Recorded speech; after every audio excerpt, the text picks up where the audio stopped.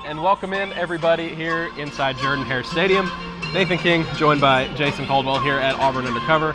Jason started to warm up a little bit. This morning it kind of felt like a repeat of last year's California game. Really, really nice weather. Still should be, mid-80s sunny day here in Jordan-Hare Stadium, where Auburn is looking for, obviously, get off to a hot start against a Power 4 team this year. Yeah, no, it's going to be a little warmer than maybe we expected earlier in the week. Yep. Probably good news for Auburn. You probably want it to be a little warmer, a little muggier. A little bit of rain yesterday in Auburn, but not as much as we expected. So it's perfect conditions right now. Going to be low 80s, slight breeze. Hard to beat this football weather, and again, opportunity Saturday for Auburn. Yeah. To kind of see, okay, how much of a step have you taken from last year at this time? I'm trying to remember Freeze's exact quote. It was, "It's our chance to prove that they are a fundamentally efficient scoring machine," I think was the quote there. Yeah, I mean, everyone will be focused on these wide receivers today because they had such an explosive debut against Alabama A&M. But you expect the coverage to be a lot better. As we mentioned, dry conditions for Peyton Thorne to be able to air it out a little bit. Of course, they'll have to be able to run the ball well to set that up. But Jason, as you wrote about this morning, this is not a pushover for Cal in the secondary. This is maybe one of their one or two strongest position groups on the team.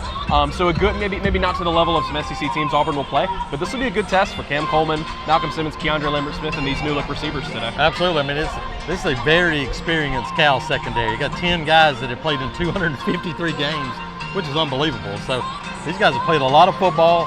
I think we'll see a lot of different looks from Cal's defense today. I think you'll see some zone, man coverage. So they'll be doing a lot of different things to try to confuse these young Auburn receivers. And so I think that's the story of the game. Can Auburn, again, one-on-one opportunities, make them pay, and then when you get numbers in the run game, run the football. And so Justin Wilcox, Peter Sermon, two really good defensive coaches. This is a Cal defense that can do some things. And so I think for Auburn, it's a matter of, can you make enough plays? And then, I mean, obviously, the Auburn defense, it's make them one-dimensional. That's always the goal. Jaden Ott, whether he plays or not, this is still going to be a Cal team that wants to run the football. Yeah, injuries, I mean, I would say stay on Auburn Undercover pregame because injuries is a big storyline for Cal. A couple starting offensive linemen didn't go.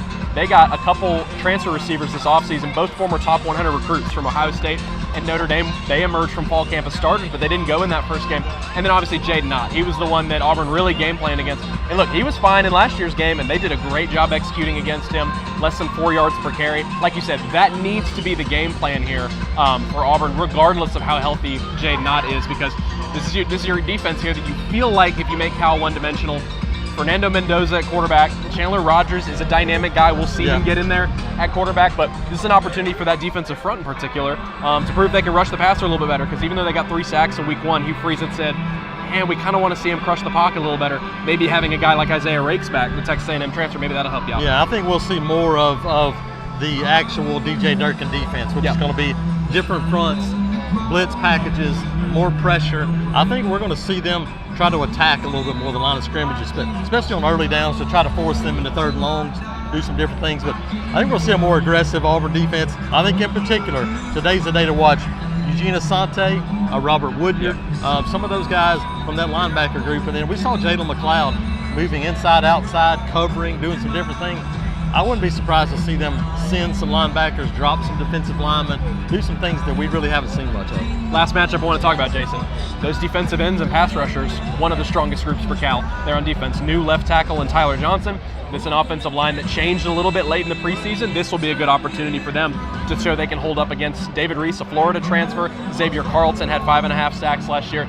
They'll get after him a little bit there, and they'll obviously have to protect Peyton Thorne. Yeah, no, it is. It's one of the things you look at it. Can you, again, force them into some long situations, and then can you create pressure without having to send 7 or 8 all the time? You want to do it when you want to do it instead of having to do it. Can Isaiah Rakes, those guys, create some of that pressure without having to send 7 or 8? I think that's the key, something to watch for today. And again, great day, perfect weather. It'll be a lot of fun just to see kind of what this Auburn team is made of after that kind of tune-up last week. We'll tap in our recruiting reporter here, Christian Clemente, because Jason, another weekend that waiting on some news. Watches on. Exactly, and it could turn out to be another weekend that matters for Auburn on that. Yeah, absolutely. Yeah, and so I think when you start looking at it, this is obviously another time, Christian, where we're waiting on Deuce Knight. We still think Auburn is in good shape there. We still think he winds up in this class. Will it happen today? Will it happen tomorrow? Anybody's guess. we're waiting. Auburn's waiting too. Yeah. Auburn would love to get him publicly in the class. You know, we think that Auburn made a really good move last weekend, but it's a little bit of getting over the hump. You know, our Tom Loy reported that he talked with Notre Dame staff and had productive conversations this week for the first time in really a long time since Auburn has been trending, and he's built that connection with Marcus Freeman so on. It almost feels like and this is me spitballing here, it almost feels like he called to say, hey, look, man, I'm going to Auburn, and he couldn't get the words out of his mouth. Yeah. Almost like it's tough to tell people no. It really is. And so I think that's a lot of this right now. And so that's a big storyline today. And then, you know, some new faces, guys that haven't been here before, a couple of commitments that weren't here last week that we feel Auburn is still in great shape with. Yeah, exactly. Guys like Tavares Dice, Malik Autry, they're back after going to Florida last week. I think Auburn was perfectly fine with them going to Florida before the game, even better after the game, after what happened against Miami. And then you mentioned some other faces, the Langston Hughes guys, David Tiller, Carson Baker, 2026 guys. But then a guy like Sam Turner, Georgia Tech wide receiver commit. He's back for the first time since Big Cat. You know, we reported then that he wanted to do something by August 8th.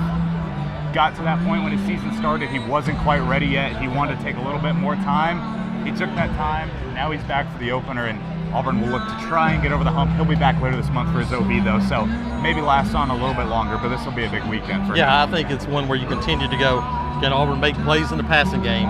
Offensively, can you do those things? Create that excitement, obviously the crowd, all those things involved. It could be another really good day for Auburn recruiting. Yeah, exactly. I mean, I did the Recruits Predict story, and everyone's buying into the week 1 hype.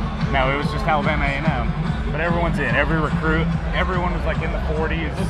Everyone was in the 30s. So you're good.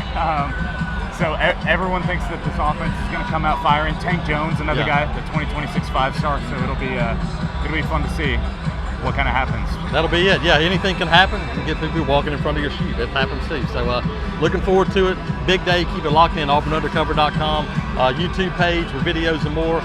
We'll have news all day, post game as well. So check us out, AuburnUndercover.com.